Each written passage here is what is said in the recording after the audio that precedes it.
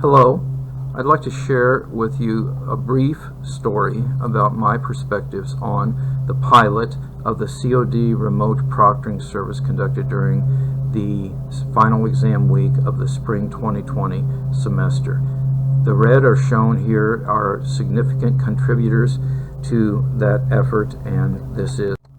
As background, I have, for several years now, had all my exams rendered and proctored in the testing center. This is good for my students, it is good for me, and I found the testing team to be extremely professional in what they do. And so it was beginning spring 2020. But then, around St. Patrick's Day, the COVID virus tsunami hit.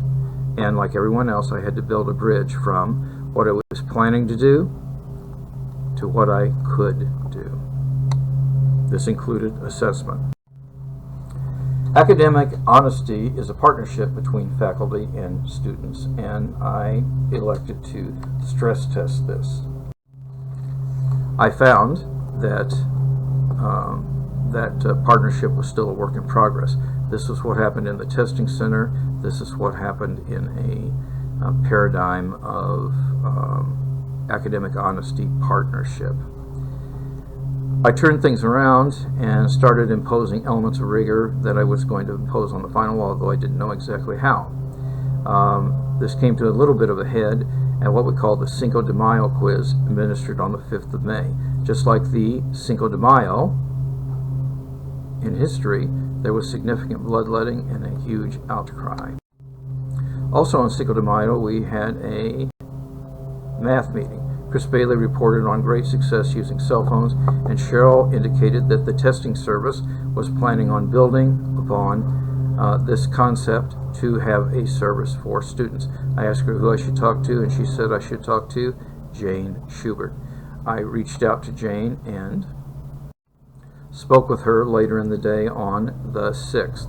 I told her that what I wanted to do was not for all my classes, but for 3 of them, work with her to test this concept on Monday, Tuesday, and Thursday. She was already scheduled to work with a CIS person on Wednesday.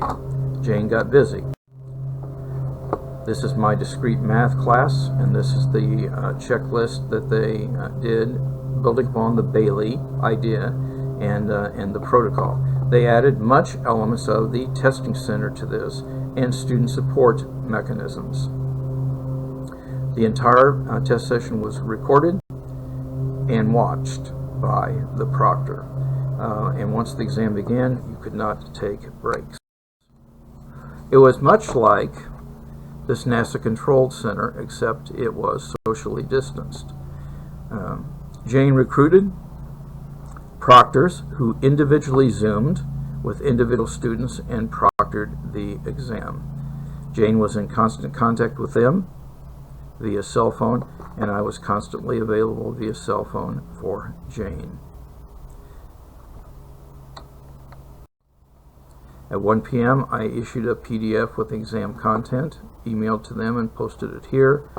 The proctor issued a password for the answer sheet, and they could submit a PDF supporting the answer sheet.